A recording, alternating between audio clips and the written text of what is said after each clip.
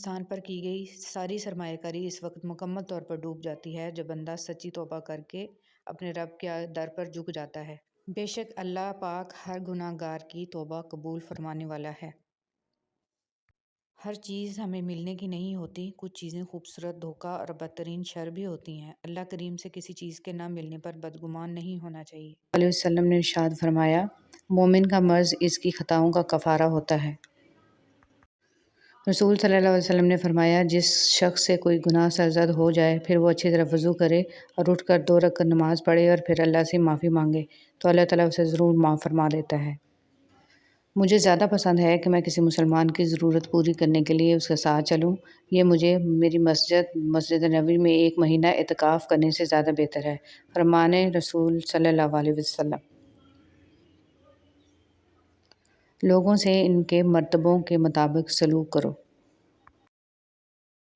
رسول اللہ صلی اللہ علیہ وسلم کہا کرتے تھے، اے اللہ مجھے بری عادتوں، برے کاموں، بری خواہشوں اور بری بیماریوں سے بچا۔ حضرت ثوبان رضی اللہ تعالیٰ عنہ سے روایت ہے کہ رسول صلی اللہ علیہ وسلم نے ارشاد فرمایا، مریض کی عیادت کرنے والا واپس آنے تک جنت کے باغ میں رہتا ہے۔ رسول صلی اللہ علیہ وسلم نے ارشاد فرمایا، جب روح قبض کی جاتی ہے تو نظر اس کا پیچھا کرتی ہے۔ رسول صلی اللہ علیہ وسلم نے ارشاد فرمایا، مسلمان کا اپنے اہل خانہ پر خرچ کرنا بھی صدقہ ہے۔ نبی کریم صلی اللہ علیہ وسلم نے فرمایا، جو شخص میری قبر پر آ کر مجھ پر درود پڑھتا ہے اسے میں خود سنتا ہوں، اور جو دور سے پڑھتا ہے وہ مجھے پہنچایا جاتا ہے۔ سیدنا سراقہ بن جاشم رضی اللہ تعالیٰ عنہ سے رسول صلی اللہ علیہ وسلم نے فرمایا، تیری بیٹی جو بیوہ یا مطلقہ ہو کر تیری طرف لوٹا دی گئی ہو، تیرے علاوہ اس کا کوئی کمانے والا نہ ہو، اس کی کفالت کرنا عظیم ترین صدقہ ہے۔ حضرت علی رضی اللہ تعالیٰ عنہ نے فرمایا، غربت انسان کو اپنے ہی شہر میں اجنبی بنا دیتی ہے۔ غلطی ہونے پر چھوڑ جانے والے بہت ملتے ہیں، لیکن غلطی ہونے پر سمجھا کر ساتھ نبھانے والے بہت کم ملتے ہیں۔ خسارہ ہے ہر وہ چیز، ہر وہ سہولت، ہر وہ شخص کہ جس کی قیمت آپ کا ذہنی سکون ہو۔ کسی سے موازنہ مت کریں، کم پہن لیں، سستا پہن لیں، سادہ کھائیں لیکن حلال کھائیں، کم میں نہیں حرام میں شرم کریں۔ ہم نے اللہ کو جان دینی ہے، لوگوں کو نہیں۔ اگر نماز پڑھے بغیر آپ کی زندگی صحیح چل رہی ہے تو آپ کو ڈرنے کی ضرورت ہے، کیونکہ اللہ تعالیٰ نے آپ کو آخرت کے بدلے اس دنیا کا عارضی سکون عطا کر دیا ہے۔ ضروری تو نہیں کہ رشتے کی کوئی پہچان ہو، جذبات سمجھنے والا بھی انمول ہوتا ہے۔ اسے حسد کرنے کا کوئی فائدہ نہیں ہوتا، سب کو وہی ملتا ہے جو اللہ نے ان کے نصیب میں لکھ دیا ہو۔ موسم اور رشتے دونوں ایک جیسے ہوتے ہیں، کبھی حد سے زیادہ اچھے اور کبھی برداشت سے باہر۔ فرق بس اتنا ہے کہ موسم جسم کو تکلیف دیتا ہے اور رشتے روح کو۔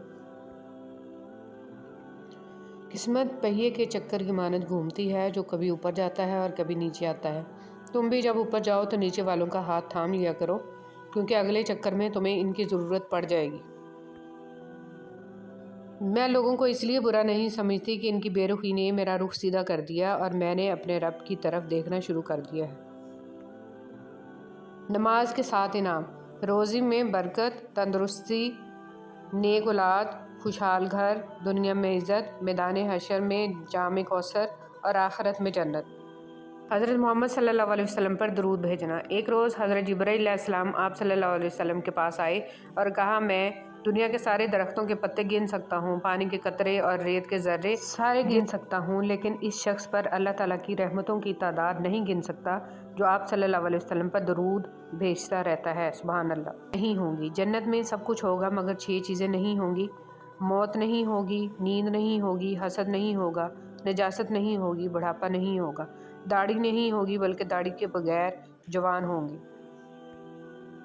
حضرت محمد صلی اللہ علیہ وسلم کے چند معجزات۔ آپ صلی اللہ علیہ وسلم کا سایہ زمین پر نہیں پڑتا تھا۔ آپ صلی اللہ علیہ وسلم پہ کبھی مکھی نہیں بیٹھتی تھی۔ آپ صلی اللہ علیہ وسلم کو کبھی جمائی نہیں آئی تھی۔ آپ صلی اللہ علیہ وسلم جیسے آگے دیکھتے تھے ویسے ہی پیچھے دیکھتے تھے۔ آپ صلی اللہ علیہ وسلم جس جانور پہ سوار ہوئے وہ کبھی نہ بدکا نہ بھاگا۔ آپ صلی اللہ علیہ وسلم کے پسینے میں خوشبو تھی۔ آپ صلی اللہ علیہ وسلم جس پانی میں اپنا لعاب دہن ڈالتے وہ میٹھا ہو جاتا، اور آپ صلی اللہ علیہ وسلم کو پہاڑوں اور درختوں سے سلام کی آواز آتی تھی۔ سبحان اللہ۔ انسان جب اندر سے ٹوٹ جائے تو کسی بھی ماحول سے خوش نہیں ہوتا، چاہے آس پاس بہت محبت اور احساس کرنے والے لوگ ہی کیوں نہ ہوں۔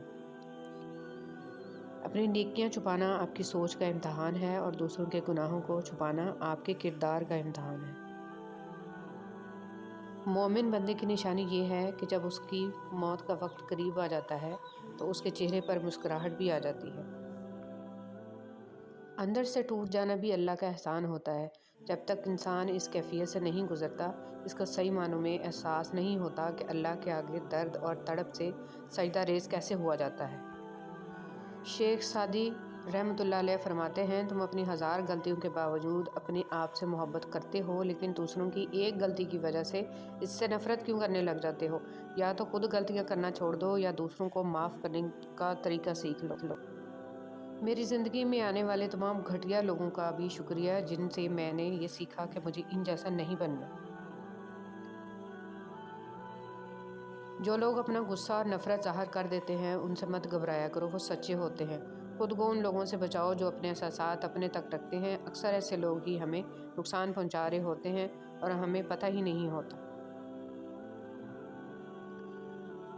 وقت اور عبادت، ہر چیز اپنے وقت پر ہی اچھی لگتی ہے۔ نیکی کمانے کا وقت جوانی ہے۔ افسوسناک بات ہے کہ ہم نیکی اس وقت کرتے ہیں جب برائی کے قابل نہیں رہتے۔